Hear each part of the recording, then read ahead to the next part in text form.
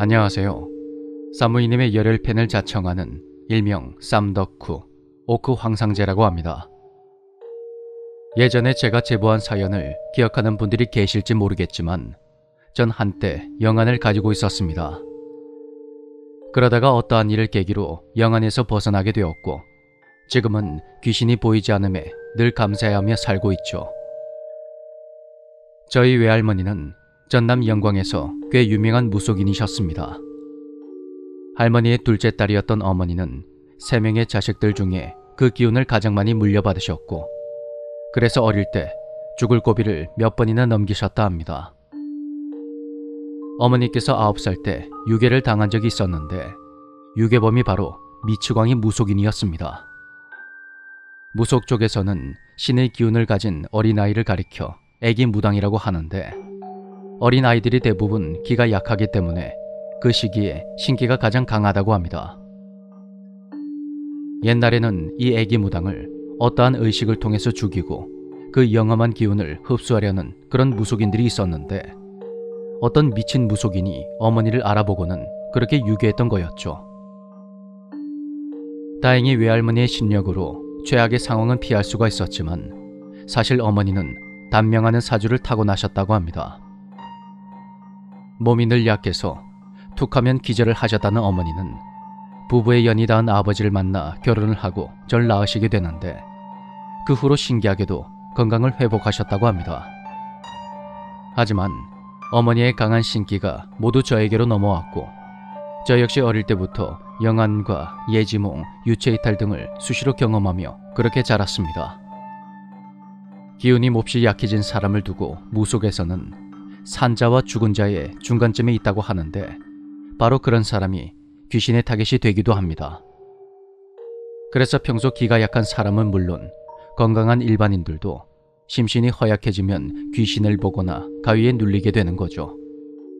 또 신내림을 받으면 여러 종류의 잡귀에게 보호를 받는 몸이 되어 죽지 않는다는 말도 있습니다. 제가 고3 수험생으로 학업에 시달렸을 때 가위 눌림이 절정이었는데 그땐 정말 매일같이 아주 무서운 가위에 눌렸습니다. 악몽에 시달리다 잠에서 깨어나면 몸이 굳어있는 상태에서 사람이 아닌 형체가 보였고 심할 때는 손가락이 꺾이거나 턱이 빠질 정도로 입이 벌어지는 등 몸이 제 의지와 다르게 움직이기도 했습니다. 살려줘. 누가 나를 죽였어. 살려줘.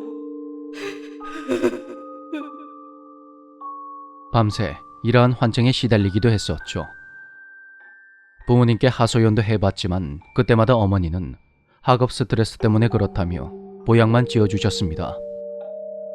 매일 밤마다 잠이 드는 게 두려웠던 저는 인터넷으로 가위 눌림을 피하는 수십 가지 방법을 찾아 직접 해보기도 했습니다. 입시 스트레스에 가위 눌림까지 겹치자 전 날이 갈수록 예민해져 갔습니다. 그러다 하루는 잠결에 눈을 떴는데 어떤 형체가 코를 킁킁거리며 바닥을 기어다니고 있는 겁니다. 두려움보다 짜증과 분노가 더 컸던 저는 소리를 지르며 베개를 던져버렸고 그러자 형체가 연기처럼 사라져버렸습니다.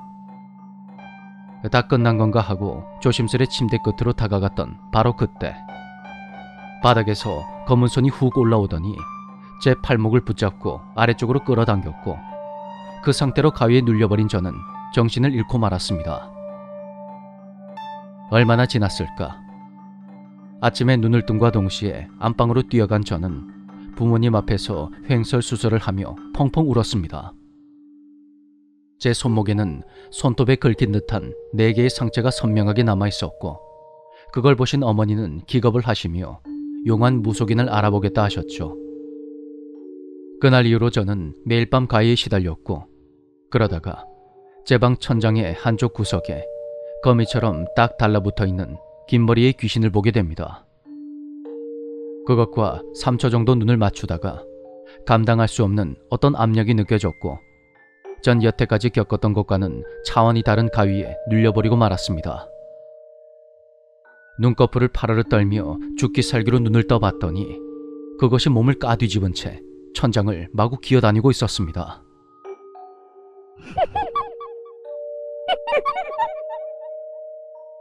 전 살면서 행복하고 즐거웠던 순간들을 하나씩 떠올리며 손가락에 힘을 줬습니다.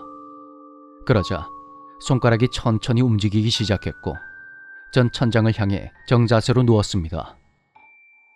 전 오늘도 이대로 무사히 넘겨보자 다짐을 하며 속으로 셋을 센 뒤에 눈을 떴습니다. 그런데 귀신의 얼굴이 제 코앞까지 다가와 있는 겁니다. 축 처진 머리는 제 얼굴을 뒤덮고 있었고 희미한 달빛에 비친 눈은 흡사 뱀의 눈과 같았습니다. 귀신은 창백한 얼굴로 절 바라보며 입을 쩍 벌리고 있었고 그 모습을 보는 순간 저 역시 입을 벌린 상태로 몸이 굳어버렸습니다. 온 힘을 다해 몸을 움직이려 했지만 숨조차 제대로 쉴 수가 없었습니다. 눈이 점점 풀리며 정신이 흐려졌고 귓가에는 환청이 들리기 시작했습니다.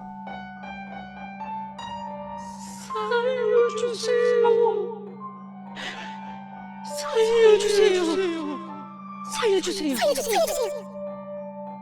죽여버릴 거야. 죽어버려. 살려주세요.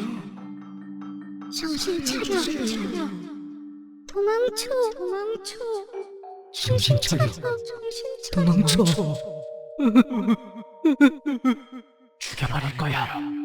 죽어버려. 제가 목격한 그것은 여러 개의 악령이 하나로 뭉쳐진 말 그대로 악귀였습니다. 어릴 때도 몇 번 본 적이 있는데 이것은 사람을 해치거나 사람에게 빙의가 되는 아주 위험한 존재입니다. 그렇게 그대로 기절해버린 저는 꿈을 하나 꾸게 됩니다.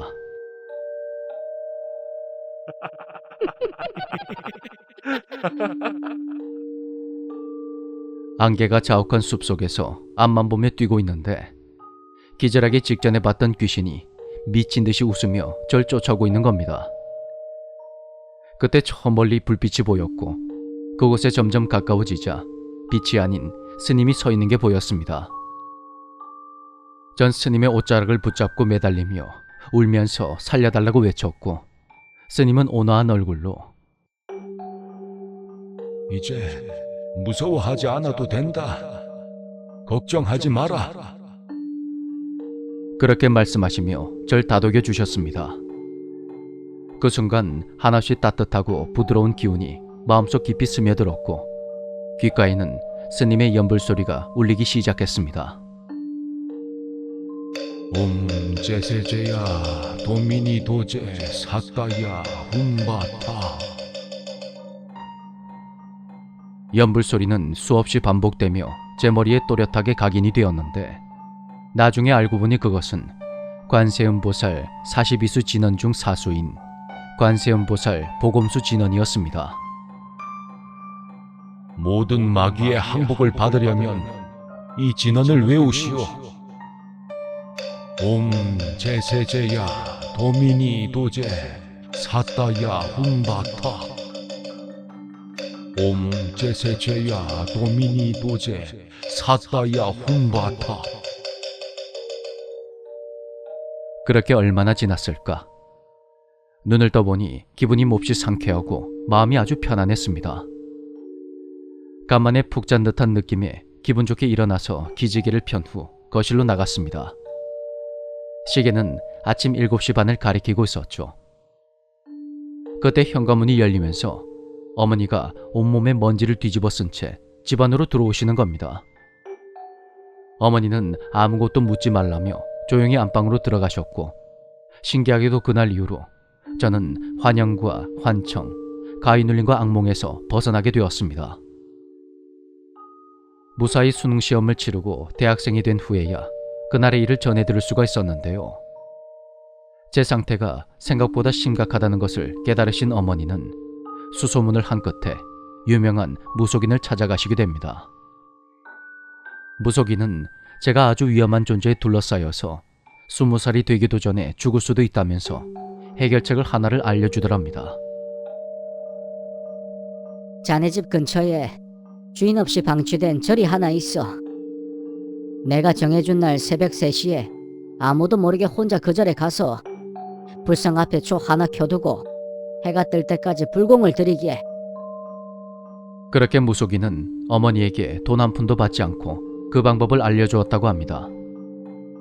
자신이 모시던 신이 우리 집안에서 모시던 신에게 빚을 져서 그것을 갚고 싶다고 했다더군요. 제가 직접 그절을 찾아간 적이 있었는데 실제로 그곳은 먼지와 거미줄이 가득한 아주 낡고 작은 절이었습니다. 그날 꿈속에서 봤던 불빛이 어쩌면 어머니의 용기와 사랑으로 밝혀진 한 개의 촛불은 아니었을까 하는 생각이 듭니다. 그날을 생각하면 어머니께 늘 죄송하고 감사한 마음뿐입니다.